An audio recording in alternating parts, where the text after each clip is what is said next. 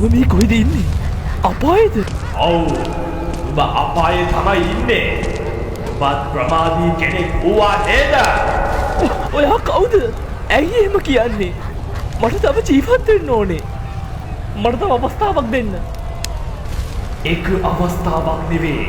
ඔබට අවස්ථා 3ක් ලැබුණා ජීවත් වෙන්න. ඔබට අමතකද? එහෙම වෙන්න විදිහක් නැහැ. මට අනතුරක් උනේ අද විතරයි. ඒ අද ඔබ අනතුරු වලින් බේරුණු දවස් අමතකද? මොනවද ඒ අවස්ථා?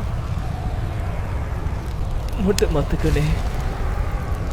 හොඳයි. ඔබට මම මතක් කරලා දෙන්නම්. ඔබට මගේ අර බස් එකේ දා අවසන් උනේ ප්‍රපාතකින් වැටිලා.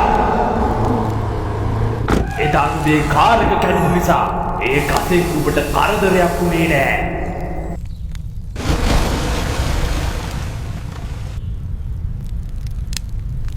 ඔබට එදා මගේ අර ගුවන් යානේ තමයි කඩන් වැටිලා විනාශ වුණේ. අනේ මට සමා වෙන්න දෙවියනේ. ඔබට මා දැන් දෙවි කෙනෙක් වුණාද? ඔබට හිතුනේ නැත්ද දෙවි කෙනෙක් වෙන්න? මට තව එක අවස්ථාවක් විතරක් දෙන්න. මනුස්ස ලෝකයේ දෙවිවරු පිරිසක් ඔබව බේර ගන්න උත්සාහ කරනවා.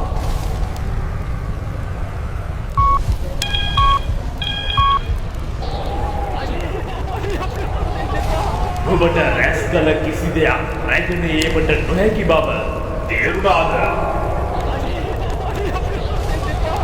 එදා කවුරු හිටියත් අද ඔබට නුඹ විතරයි ඉන්නේ කියන එක තේරුණාද? ඔබට ලැබුණු මනුස්ස ජීවිතය දුර්ලභයි කියලා ඔබට තේරුනේ නැද්ද? ඔබ මේ ලෝකෙට හොඳ දෙයක් එන්න ඕනේ කියලා හිතුනේ නැද්ද? මම අදින් පසු නිවැරදි වෙන්නම්. මට තව එක අවස්ථාවක් විතරක් දෙන්න. හොඳයි එහෙනම්.